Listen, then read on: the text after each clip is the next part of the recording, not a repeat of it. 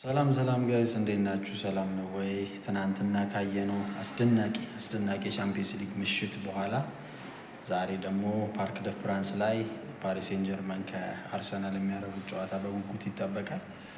የትናንትናው ድራማ ይደገማሉ ወይስ ፒኤስጂ በቀላሉ አሸንፎ ያልፋል? ሌሎችም ተያያዥ ጉዳዮች አሉ። እንግዲህ ጨዋታው ኤሚሬትስ ላይ በፒኤስጂ 1-0 አሸናፊነት ነበር የተጠናቀቀው። ብሪቲሽ ቲም ስሌየር የተባለ የመጣው ፒኤስጂ ሶስተኛ የእንግሊዝ ቡድንን በመጣል ወደ ሙኒክ ለማቅናት 90 ደቂቃ ብቻ ይቀረዋል። በሜዳው እንግዲህ ፓርክ ደ ፍራንስ ላይ በደጋፊው ድባብ ታጅቦ ዛሬ አርሰናልን ጥሎ ያልፋል ወይስ አርሰናል የኤሚሬትስ ሽንፈቱን በመገልበጥ በሜዳቸው ተሸንፈው ወደ ቀጣዩ ዙር ማለፍ ከቻሉ 3 ቡድኖች መካከል አንዱ በመሆን ታሪኩን መስራት ወይም መጻፍ ይችላል ወይ? የአርቴታ ቡድን ፋይናል ሙኒክ ላይ ከኢንተር ጋር ይፋጠጣሉ የሚለው ጥያቄ እንግዲህ ይነሳል። የዛሬ ምሽቱ ጨዋታ ለሁለቱም ቡድኖች ወሳኝ ነው። እርግጥ ፓሪስ ሴን ጀርማን የሊጉን ዋንጫ መብላቱን አረጋግጧል። ኩፕ ደ ፍራንስን ፋይናሊስት ነው። ይህን ዋንጫ የሚያነሳ ከሆነ ግን በእግር ኳስ ታሪኩ የመጀመሪያ ዋንጫው ነው የሚሆንለት። በጣም ተጠባቂ ነገር ነው የሚሆነው። ለአርሰናልም እንዲሁ በሻምፒዮንስ ሊግ ታሪክ የመጀመሪያ ዋንጫውን ለማሳካት ነው የገሰገሰ የሚገኘው የአርቴታ ቡድን።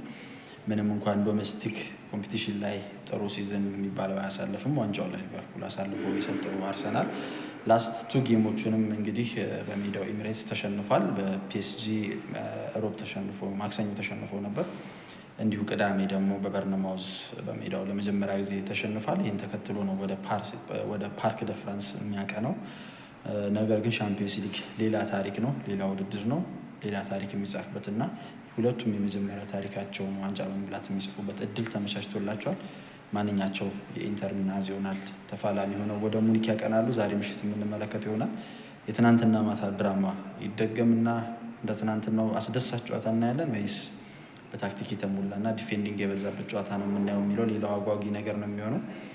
የፒኤስጂ የዘንድሮ የጨዋታ ስታይል በሉዊስ ኤንሪኬ ስር ያሉት ወጣትና ኤነርጄቲክ ተጫዋቾች በተለይ የሚድፊልድ ትሪዮ ጥምረት በጣም ተጠባቂ ነው። እንዲሁም ደግሞ በአርሰናልም በኩል እነ ዲክላን ራይስ፣ ቡካዮ ሳካ፣ ማርቲን ኦዴጋርድ የመሳሰሉ ከኋላ ደግሞ የግብዘ ብራያን ጨምሮ የመሀል ተከላካይ ሞተሩ የሆነው ዊሊያም ሳሊባ የሚያሳዩት ኳሊቲ የሆነ እንቅስቃሴ ዛሬስ አርሰናልን ይጠቅመዋል፣ ወደ ቀጣዩ ዙር ያሳልፈዋል።